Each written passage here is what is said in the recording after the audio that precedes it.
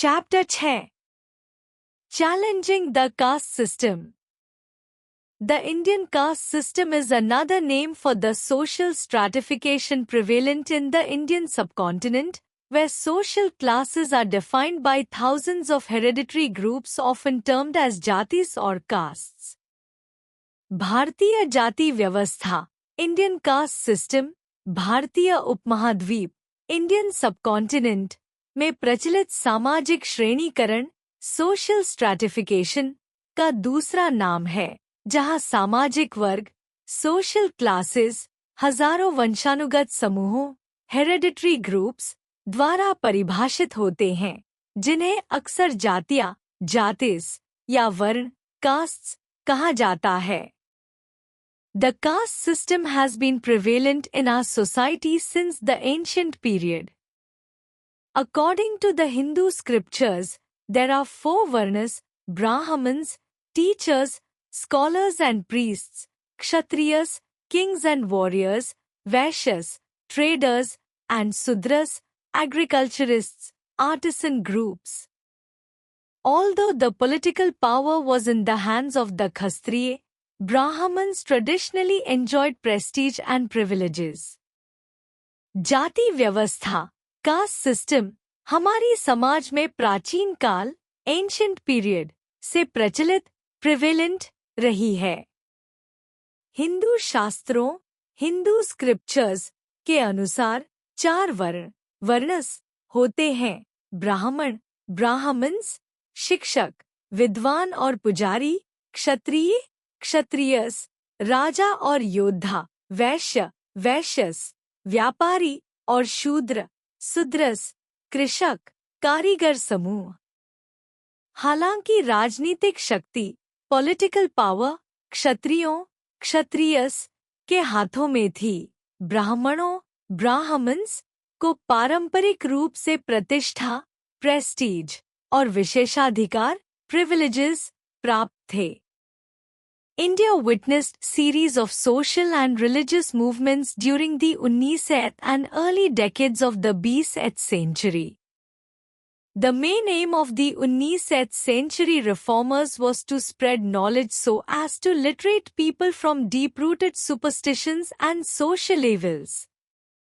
The force behind these movements was the emergence of a new intelligentsia, a class which was exposed to Western education and growing contacts between India and the Western world.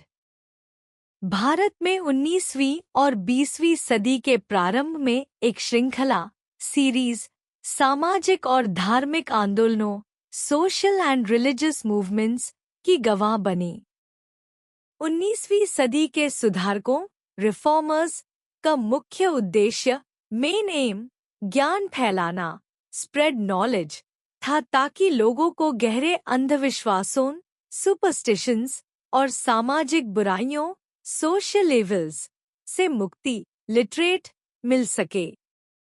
इन आंदोलनों के पीछे शक्ति, force, एक नई बुद्धिजीवी वर्ग, intelligentsia का उदय, emergence थी, जो पश्चिमी शिक्षा, वेस्टर्न एजुकेशन से परिचित, एक्सपोज्ड था और भारत और पश्चिमी दुनिया, इंडिया एंड वेस्टर्न वर्ल्ड के बीच बढ़ते संपर्क, ग्रोइंग कॉन्टैक्ट्स से प्रभावित था. Here, we will study about different caste reform movements pioneered by distinguished Indian reformers in different parts of India. It will give us valuable insights into their way of handling the issue of social reform. यहाँ हम भारत के विभिन्न हिस्सों में प्रतिष्ठित भारतीय सुधारकों द्वारा चलाए गए विभिन्न जाति सुधार आंदोलनों, कास्ट रिफॉर्म मूवमेंट्स के बारे में अध्ययन करेंगे. यह हमें उनके सामाजिक सुधार, सोशल रिफॉर्म के मुद्दे को संभालने, हैंडलिंग के तरीके पर महत्वपूर्ण जानकारी, वैल्यूएबल इंसाइट्स प्रदान करेगा. Veeresalingam. Kandukuri Veerasalingam was social reformer from Andhra Pradesh. Born in an Orthodox Andhra family, He is widely considered as the man who first brought about Renaissance in the Telangana region. Kandukuri Veersalingam, Kandukuri Veersalingam, Andhra Pradesh के एक प्रमुख समाज सुधारक, social reformer थे। वे एक पारंपरिक आंध्र परिवार, Orthodox Andhra family में जन्मे थे और उन्हें तेलंगाना क्षेत्र, तेलंगाना रीजन में एक नवजागरण, रिनेसांस लाने वाला व्यक्ति माना जाता है। There was excessive caste rigidity in Andhra Pradesh in 19th century. Social life was dominated by the caste system and religious dogma, and it was impossible to make a clear distinction between the two. Child marriage, polygamy, devdasis, dowry and superstition were prevalent evils. Untouchables and social outcasts were not treated as human beings. Western education and ideas of reform had created an impact on small section of the population which could be termed as the intelligentsia. 19वीं सदी में आंध्र प्रदेश में जातिवाद, cast rigidity बहुत अधिक था। सामाजिक जीवन, सोशल लाइफ, जातिवाद प्रणाली, कास्ट सिस्टम और धार्मिक विश्वासों, रिलीजियस डॉगमा द्वारा नियंत्रित, डोमिनेटेड था और इन दोनों के बीच अंतर, डिस्टिंक्शन करना लगभग असंभव, इम्पॉसिबल था। बाल विवाह, चाइल्ड मैरिज, बहुपतिवाद, पॉलीगैमी, देवदासी प्रथा, देवदासिस, दहेज, डाउरी और अंधविश्वास, सुपरस्टिशन जैसी सामाजिक बुराइयां, सोशल एविल्स प्रचलित थी। अस्पृश्य, अनटचेबल्स और सामाजिक बहिष्कृत, सोशल आउटकास्ट्स को इंसान, ह्यूमन बीइंग्स के रूप में नहीं माना जाता था।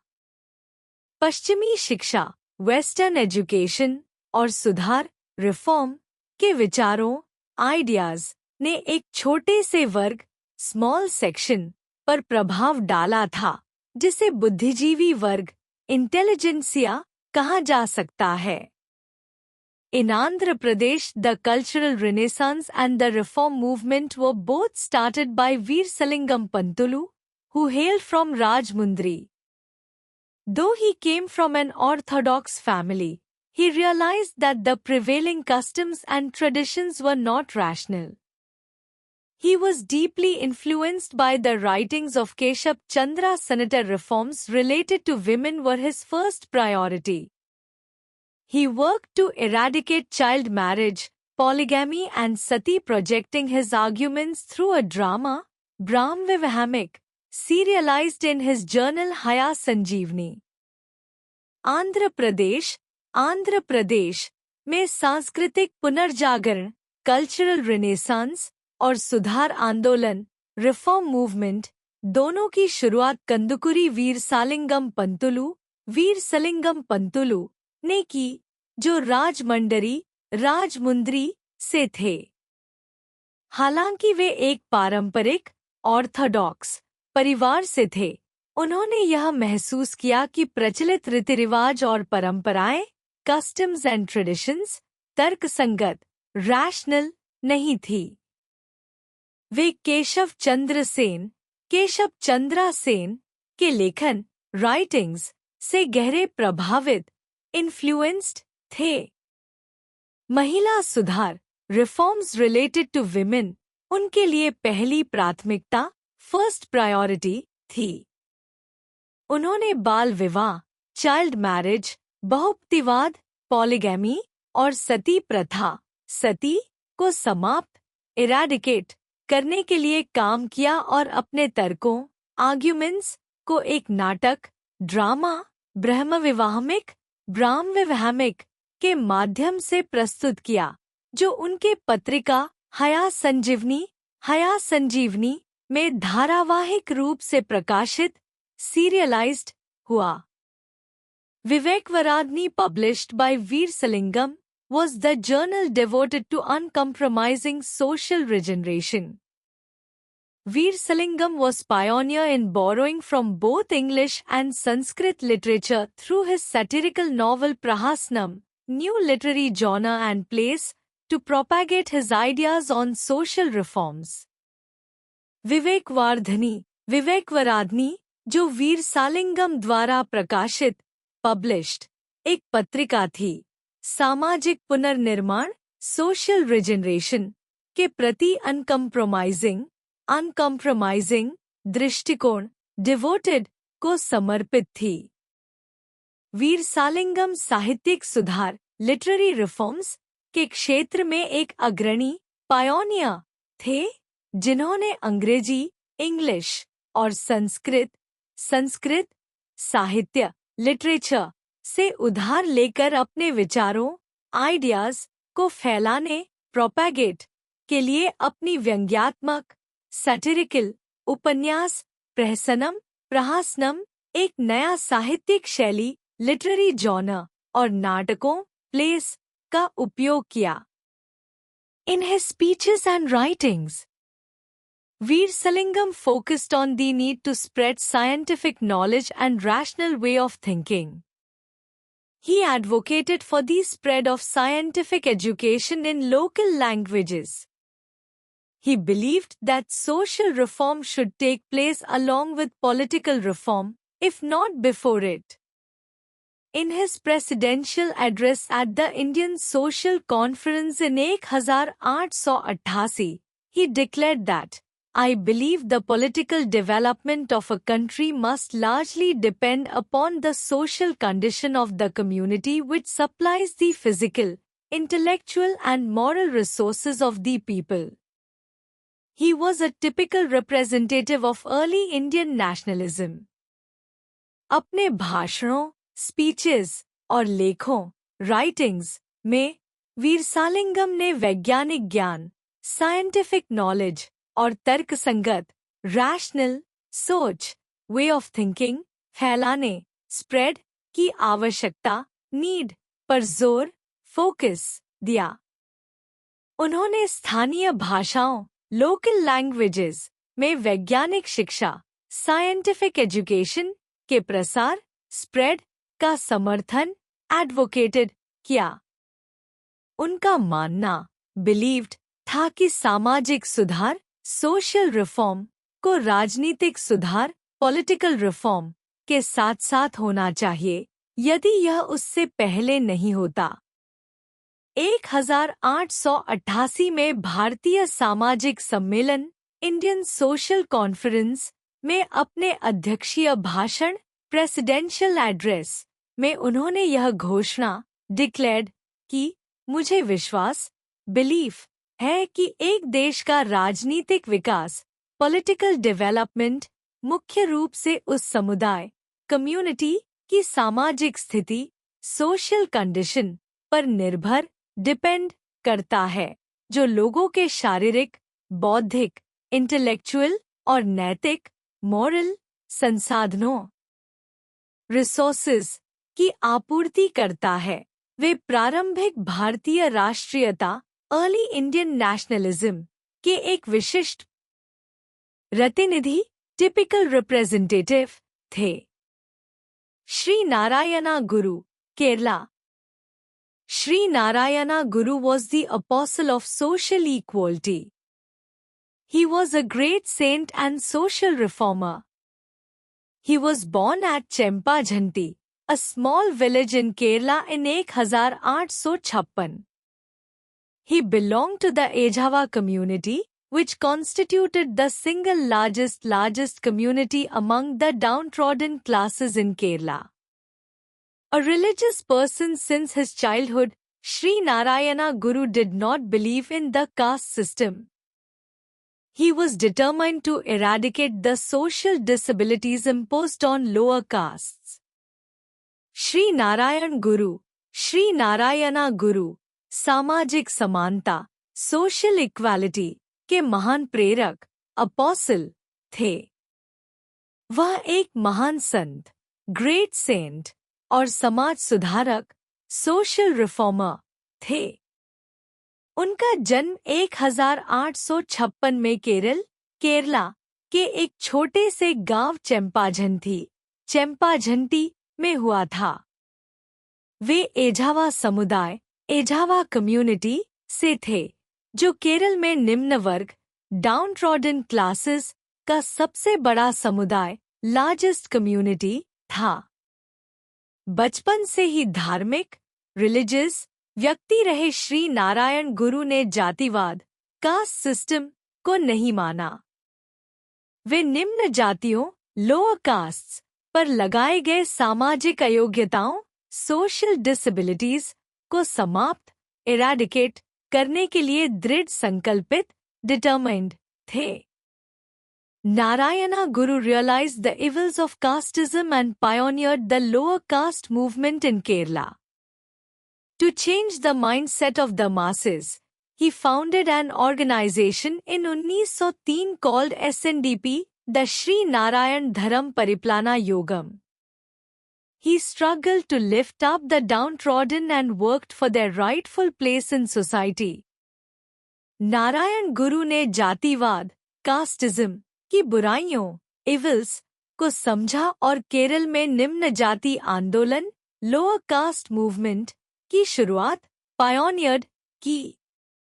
जनमानस मासिस का मानसिकता माइंडसेट बदलने के लिए उन्होंने 1903 में एक संगठन ऑर्गेनाइजेशन की स्थापना फाउंडेड की, जिसे एसएनडीपी श्री नारायण धर्म परिपालना योगम कहा गया। उन्होंने वंचित वर्गों डाउनट्रॉडन को उठाने लिफ्ट अप के लिए संघर्ष स्ट्रगल्ड किया और समाज में उनका उचित स्थान राइटफुल प्लेस स्थापित वर्कड फॉर करने के लिए काम किया। His most significant message was one caste, one religion, one God for man. He preached that all of us belong to one caste, the human caste. The Hindu texts themselves clarify that it is not janma, birth, that determines castes, but guna, aptitude, ability, interest, and karma, occupation, activities, work. उनका सबसे महत्वपूर्ण संदेश significant message था एक जाति एक धर्म एक भगवान मानव के लिए। उन्होंने उपदेश प्रीच्ड दिया कि हम सभी एक ही जाति से संबंधित बिलोंग हैं, मानव जाति ह्यूमन कास्ट।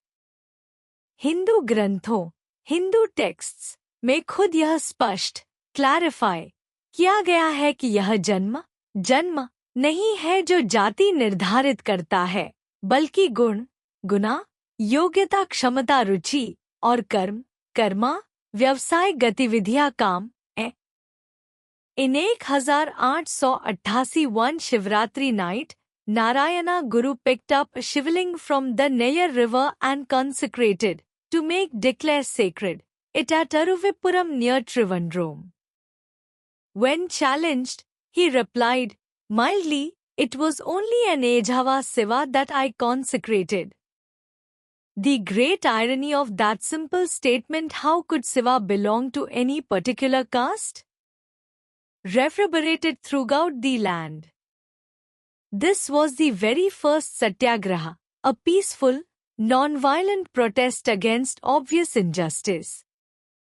1888 में एक शिवरात्रि की रात शिवरात्रि नाइट नारायणा गुरु ने नेयर नदी नेयर रिवर से एक शिवालिंगा उठाया और उसे त्रिवेंद्रम के पास अरुविपुरम में प्रतिष्ठित कंसेक्रेटेड किया। जब उन्हें चुनौती दी गई चैलेंज्ड, तो उन्होंने शांति से जवाब दिया, यह केवल एक एझावा शिवा था जिसे मैंने प्रतिष्ठित किया। इस सरल बयान सिंपल स्टेटमेंट में महान विडंबना ग्रेट आयरनी थी। शिव किसी विशेष जाति कास्ट से कैसे संबंधित हो सकता है? यह विचार आइडिया देश भर थ्रू आउट द लैंड में गूंज रिवर्बरेटेड गया। यह भारत में पहला सत्याग्रह फर्स्ट सत्याग्रह था, एक शांतिपूर्ण, पीसफुल, अहिंसक, नॉन वायलेंट विरोध प्रोटेस्ट था जो स्पष्ट अन्याय ऑब्वियस इनजस्टिस के खिलाफ था। Jyotiba Phule, Maharashtra. Jyotiba Phule was born in 1827 in Pune and studied in Christian missionary schools. Since his father and uncle served as florists under the Peshwas, they came to be known as Phule. Jyotiba was greatly influenced by Thomas Paine's ideas. Jyotiba Phule का जन्म 1827 में पूना में हुआ और उन्होंने Christian missionary schools में शिक्षा प्राप्त की।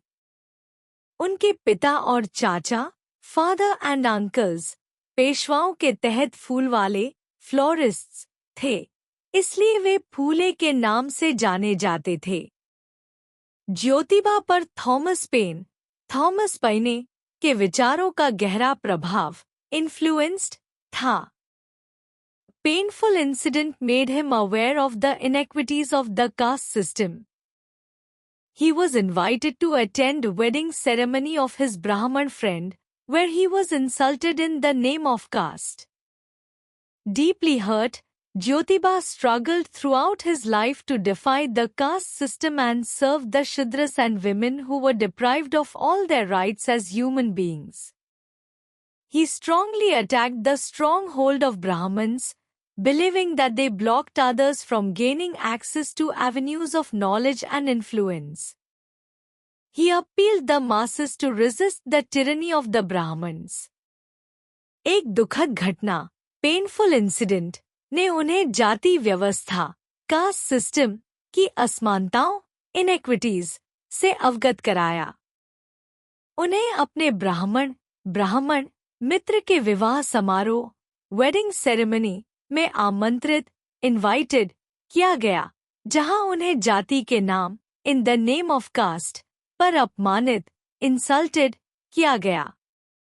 गहरे रूप से आहत, डीपली हर्ट, ज्योतिबा ने अपनी पूरी जिंदगी struggled through out his life, जाति व्यवस्था, कास्ट सिस्टम का विरोध, डिफाई किया और शूद्रस और महिलाओं, विमेन की सेवा, सर्व की, जो अपनी सभी मानवाधिकारों, राइट्स एज ह्यूमन बीइंग्स से वंचित, डिप्राइव्ड थी।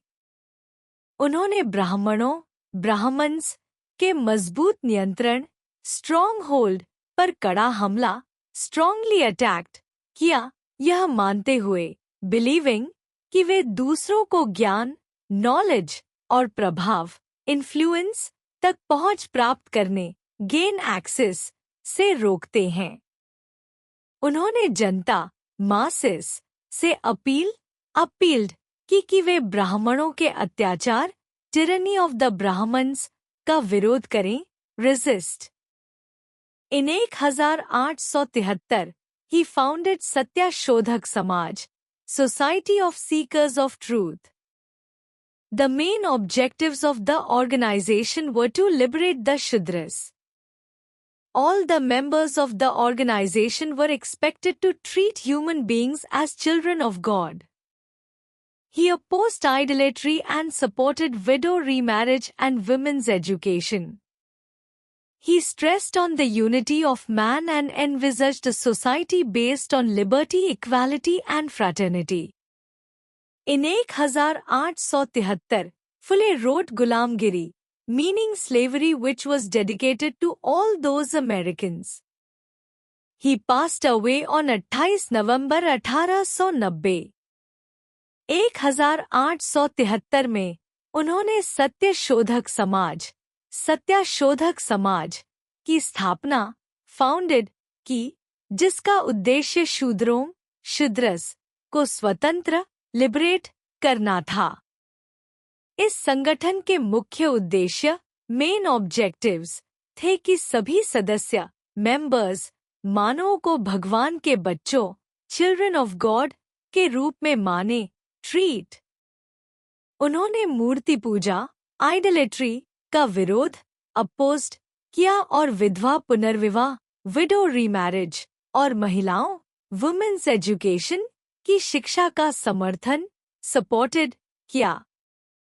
उन्होंने मानवता, यूनिटी ऑफ मैन पर जोर स्ट्रेस्ड दिया और एक ऐसे समाज की कल्पना एनविजर्ज्ड की जो स्वतंत्रता, लिबर्टी, समानता, इक्वालिटी और भ्रातृत्व फ्रैटर्निटी पर आधारित हो।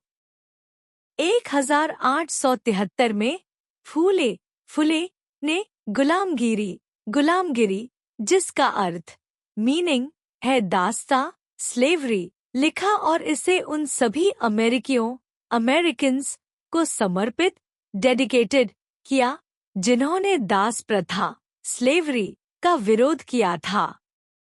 उनका निधन पास्ट अवे 28 नवंबर 1890 को हुआ। Periyar E.V. Ramaswamy, Tamil Nadu. The Indian Socrates, E.V. Ramaswamy Nekar was born at Erode town in Tamil Nadu in 1879. In 1904, he left home for Vijayawada. After some time, he went to Kashi, a sacred town of the Hindus. There, he was not allowed to attend a feast which was exclusively for Brahmins. This event left a lasting impact on the mind of young Periyar. भारतीय सुकरात, Indian Socrates के नाम से प्रसिद्ध E.V.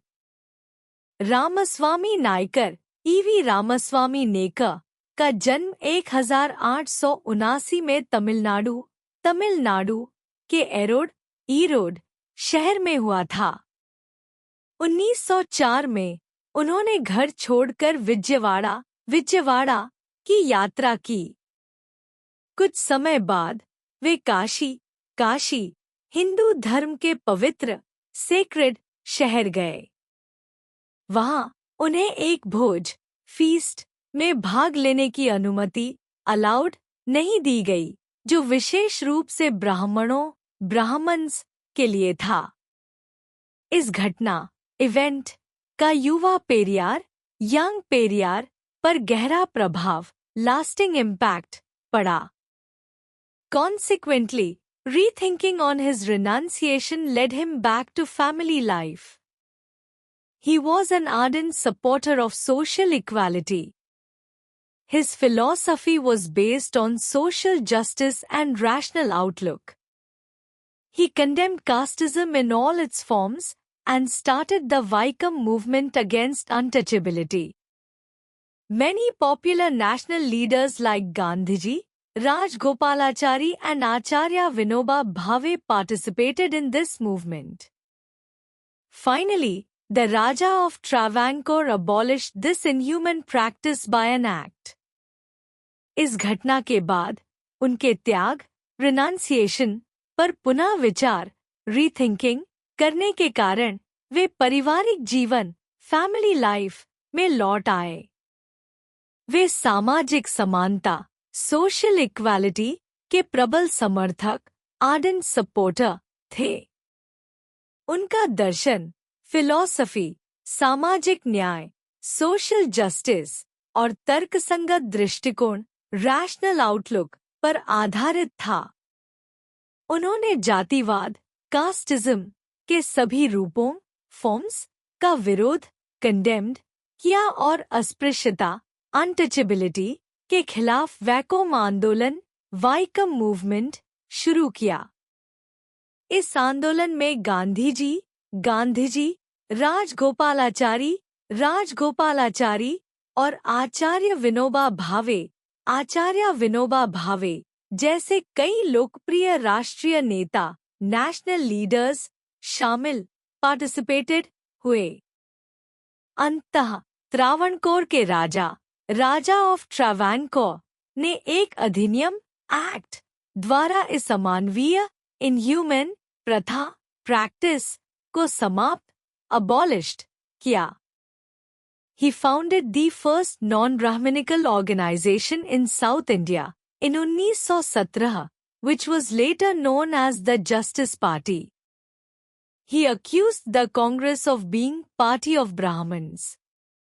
He started the self-respect movement and actively participated in the Khadi propaganda, the movement for prohibition, and led the Vaikam movement for allowing lower caste people to enter temples. His followers called him Tantai, father, and Periyar, great soul. उन्होंने 1917 में दक्षिण Bharat, south India, में पहली गैर ब्राह्मण संगठन, non Brahminical organisation की स्थापना, फाउंडेड, की, जिसे बाद में जस्टिस पार्टी के नाम से जाना गया। उन्होंने कांग्रेस पर यह आरोप लगाया कि यह ब्राह्मण्स की पार्टी है। उन्होंने आत्मसम्मान आंदोलन, सेल्फ रिस्पेक्ट मूवमेंट की शुरुआत की और खादी प्रचार, खादी प्रोपेगेंडा, शराबबंदी आंदोलन, मूवमेंट फॉर प्रोहिबिशन में सक्रिय रूप से भाग लिया और वैकोम आंदोलन, वाइकम मूवमेंट का नेतृत्व किया, जो निम्न जाति, लोअर कास्ट के लोगों को मंदिरों में प्रवेश, एंटर टेम्पल्स करने की अनुमति देने के लिए था। उनके अनुयायी, फॉलोअर्स, उन्हें ठंडाई, तंतई, पिता, और पेरियार, महान आत्मा कहकर पुकारते थे। Dr. B.R. Ambedkar, Maharashtra. B.R. Ambedkar occupies a unique position among the social reformers of the 20th century. He belonged to the Meher caste and as a child, he had to tolerate a lot of injustice. Dr. Ambedkar opposed the humiliating caste system under which millions of people had suffered for centuries. He fought for the cause of the untouchables and tried to raise their social status. Dr. B.R. Ambedkar, Dr. B.R. Ambedkar, 20वीं सदी के समाज सुधारकों, social reformers में एक अद्वितीय, unique स्थान, position रखते हैं। वह महार जाति, मेहर कास्ट से थे और बचपन में, एज अ चाइल्ड, उन्हें बहुत अन्याय, इनजस्टिस, सहन, टॉलरेट करना पड़ा। डॉक्टर अंबेडकर ने उस अपमानजनक जातिवाद, ह्यूमिलिएटिंग कास्ट सिस्टम का विरोध, अपोज्ड किया, जिसके तहत लाखों लोग, मिलियंस ऑफ पीपल, सदियों से पीड़ित, सफर्ड थे। उन्होंने अस्पृश्यता, अनटचेबल्स के हक के लिए संघर्ष, फॉट किया और उनके सामाजिक दर्जे, सोशल स्टेटस को ऊंचा, रेज करने की कोशिश, ट्राइड की। इन जुलाई 1924, Ambedkar started the Bahishkrit Hitkarini Sabha, an organization whose objective was to raise the moral and material status of the untouchables. He also struggled for the untouchables' right to temple entry and to draw water from public wells. In 1930, he made his presence felt in national politics. He demanded separate electorates for untouchables. He participated in the Round Table conferences and argued strongly in favor of upliftment of the depressed classes. जुलाई 1924 में अंबेडकर ने बहिष्कृत हितकारिणी सभा की शुरुआत की, एक संगठन, organisation, जिसका उद्देश्य, ऑब्जेक्टिव, अस्पृश्यों, अनटचेबल्स का नैतिक, मॉरल और भौतिक, मटीरियल दर्जा, स्टेटस उठाना, रेज था। उन्होंने अस्पृश्यों के मंदिर प्रवेश, राइट टू टेम्पल एंट्री और सार्वजनिक कुओं से पानी, draw water from public wells, भरने के अधिकार, राइट के लिए भी संघर्ष, स्ट्रगल्ड किया। 1930 में उन्होंने राष्ट्रीय राजनीति, नेशनल पॉलिटिक्स में अपनी उपस्थिति, प्रेजेंस दर्ज कराई। उन्होंने अस्पृश्यों के लिए अलग निर्वाचनी क्षेत्र सेपरेट इलेक्टोरेट्स की मांग डिमांडेड की। उन्होंने राउंड टेबल सम्मेलन राउंड टेबल कॉन्फ्रेंसेस में भाग लिया पार्टिसिपेटेड और दबे कुचले वर्गों डिप्रेस्ड क्लासेस के उत्थान अपलिफ्टमेंट के पक्ष में मजबूती से तर्क आर्ग्यूड स्ट्रांगली किया। He wrote a number of books, published journals and established institutions to promote the interests of the depressed classes. In 1942, he founded the Scheduled Caste Federation as an all-India party. उन्होंने कई किताबें, books लिखी, पत्रिकाएं, journals प्रकाशित की और दबे कुचले वर्गों डिप्रेस्ड क्लासेस के हितों इंटरेस्ट्स को बढ़ावा देने के लिए संस्थाएं इंस्टीट्यूशंस स्थापित एस्टैब्लिश्ड की। 1942 में उन्होंने स्केड्यूल्ड कास्ट फेडरेशन की स्थापना फाउंडेड की, जो एक Akhil Bharatiya party all India party के रूप में कार्य वर्क करती थी। Mahatma Gandhi Gandhiji felt that political independence had no significance without social independence. He, therefore, merged the two streams social reforms and freedom movement, taking up constructive work for the uplift of Harijans and women. He founded Harijan Sevak Sangh and Sevagram, Wardha, as a part of his freedom movement. Gandhiji combined in himself all the qualities and strengths that social and political movements typically need. Gandhiji ने महसूस felt किया कि राजनीतिक स्वतंत्रता political independence का कोई महत्व significance नहीं है यदि सामाजिक स्वतंत्रता सोशल इंडिपेंडेंस न हो। इसलिए उन्होंने इन दोनों धाराओं स्ट्रीम्स को मिलाया मर्ज्ड सामाजिक सुधार सोशल रिफॉर्म्स और स्वतंत्रता आंदोलन फ्रीडम मूवमेंट और हरिजन्स और महिलाओं विमेन के उत्थान अपलिफ्ट के लिए रचनात्मक कंस्ट्रक्टिव कार्य वर्क शुरू किया। उन्होंने अपने स्वतंत्रता आंदोलन फ्रीडम मूवमेंट का हिस्सा के रूप में हरिजन सेवा संघ हरिजन सेवक संघ और सेवाग्राम वर्धा की स्थापना फाउंडेड की। गांधीजी में समाज और राजनीति दोनों के आंदोलनों मूवमेंट्स के लिए जरूरी गुण क्वालिटीज और ताकतें स्ट्रेंग्थ्स मौजूद थी। He fought the evils of untouchability and poverty. He insisted on the equal status of women and men. His followers lent their services voluntarily, undertaking manual work for developing the community. Gandhiji gave equal weightage to both means and work. उन्होंने अस्पृश्यता untouchability और गरीबी poverty के खिलाफ संघर्ष fought किया। उन्होंने महिलाओं और पुरुषों के समान दर्जे इक्वल स्टेटस की मांग की। उनके अनुयायी फॉलोअर्स अपने आप वॉलंटरीली समुदाय के विकास डेवलपमेंट के लिए शारीरिक श्रम मैनुअल वर्क करने में अपनी सेवाएं दी। गांधीजी ने कार्य वर्क और साधन मीन्स दोनों को समान महत्व इक्वल वेटेज दिया।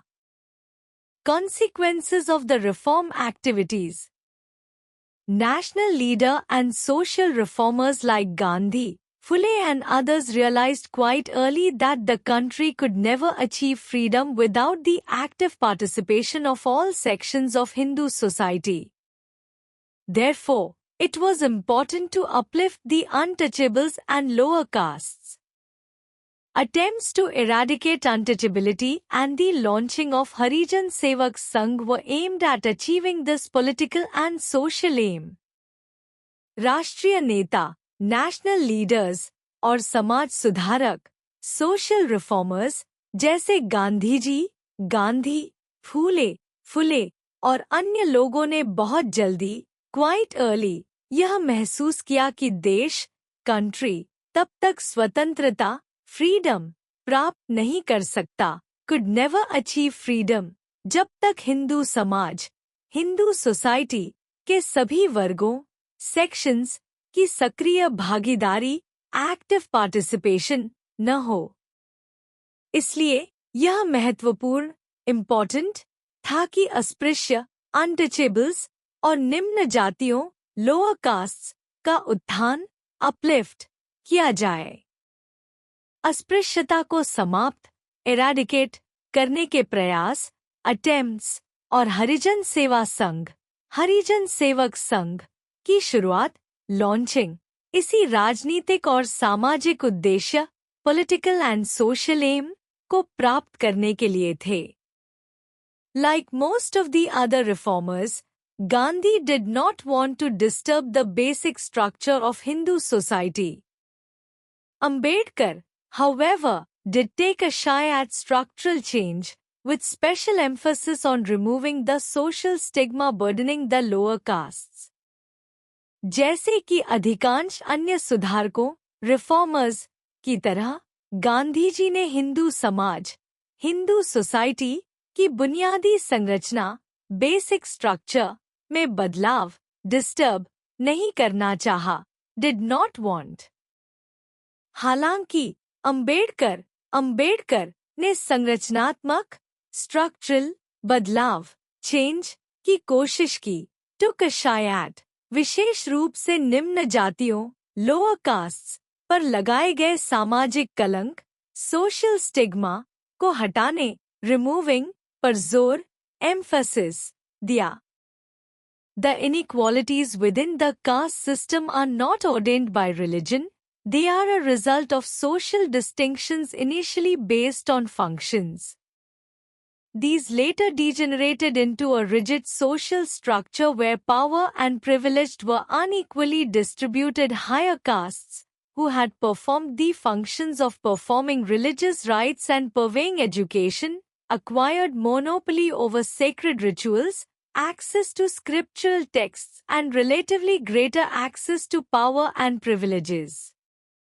The maintenance of this power structure perpetuates inequalities and the disabilities of the lower castes, which form the base of the power, privilege pyramid. जाति व्यवस्था, कास्ट सिस्टम में असमानताएं, इनइक्वालिटीज, धर्म, रिलीजन द्वारा निर्धारित, ऑर्डेन्ड नहीं की गई हैं। ये सामाजिक भेदभाव, सोशल डिस्टिंक्शंस का परिणाम, रिजल्ट है, जो शुरुआत में कार्यों, फंक्शंस पर आधारित, बेस्ड थे।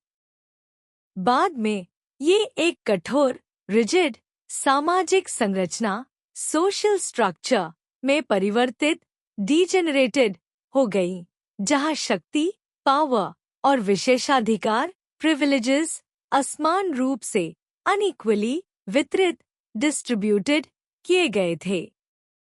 उच्च जातियां, हायर कास्ट्स, जिन्होंने धार्मिक अनुष्ठान, रिलीजियस राइट्स करने और शिक्षा, एजुकेशन प्रदान करने के कार्य किए थे, उन्होंने पवित्र अनुष्ठानों, सेक्रेड रिचुअल्स, शास्त्रों, स्क्रिप्चरल टेक्स्ट्स तक पहुंच, एक्सेस और शक्ति और विशेषाधिकार, पावर एंड प्रिविलेजेस तक अपेक्षाकृत, रिलेटिवली अधिक पहुंच, ग्रेटर एक्सेस प्राप्त, एक्वायर्ड कर ली थी। इस शक्ति संरचना, पावर स्ट्रक्चर को बनाए रखना, मेंटेनेंस, असमानताओं, इनइक्वालिटीज और निम्न जातियों, लोअर कास्ट्स के विकलांगताओं, डिसेबिलिटीज को स्थायी, परपेचुएट्स करता है, जो शक्ति विशेषाधिकार, पावर प्रिविलेज, पिरामिड के आधार, बेस का निर्माण, फॉर्म करते हैं। The influence of Western culture and the introduction of modern education by the British affected individuals in a twofold manner. It fueled an ambition for a progressive and improved social structure, but it created a deep-felt resentment among rigid traditionalists against the reformers who were struggling for social justice. पश्चिमी संस्कृति, western culture का प्रभाव और ब्रिटिशों द्वारा आधुनिक शिक्षा, modern education का परिचय, इंट्रोडक्शन, व्यक्तियों, इंडिविजुअल्स पर दोहरे तरीके, टूफोल्ड मैनर से प्रभाव डालते थे। इसने एक प्रगतिशील, प्रोग्रेसिव और सुधारित, इम्प्रूव्ड सामाजिक संरचना, सोशल स्ट्रक्चर के लिए एक महत्वाकांक्षा, एम्बिशन को बढ़ावा दिया, लेकिन इसने कठोर पारंपरिकतावादियों, रिजिड ट्रेडिशनलिस्ट्स के बीच सामाजिक न्याय, सोशल जस्टिस के लिए संघर्ष करने वाले सुधारकों, रिफॉर्मर्स के खिलाफ गहरी नाराजगी, रिजेंटमेंट भी उत्पन्न की। Thus, the society got the message that many of those traditions which were detrimental to society were nevertheless an intrinsic part of the Hindu religion. Change happens in the mind, hence reformers have to first change the way people think, the way in which they see their world, before change can manifest itself.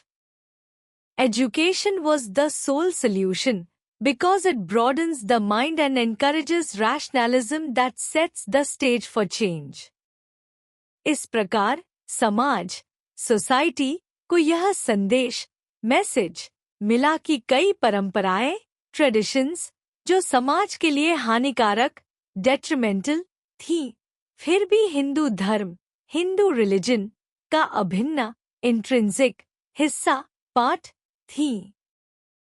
परिवर्तन, change, मन, mind में होता है, इसलिए सुधारकों, reformers को पहले लोगों के सोचने का तरीका, वे पीपल थिंक, बदलना होगा। जिस तरह से वे अपनी दुनिया, वर्ल्ड को देखते हैं, सी देयर वर्ल्ड, तभी परिवर्तन, चेंज, प्रकट, मैनिफेस्ट हो सकता है। शिक्षा, एजुकेशन, इसका एकमात्र समाधान, सोल सॉल्यूशन था, क्योंकि यह मन, माइंड को विस्तारित, ब्रॉडन्स करती है और तर्कवाद, रैशनलिज्म को प्रोत्साहित, एनकरेजेस करती है, जो परिवर्तन के लिए मंच, स्टेज तैयार करती है।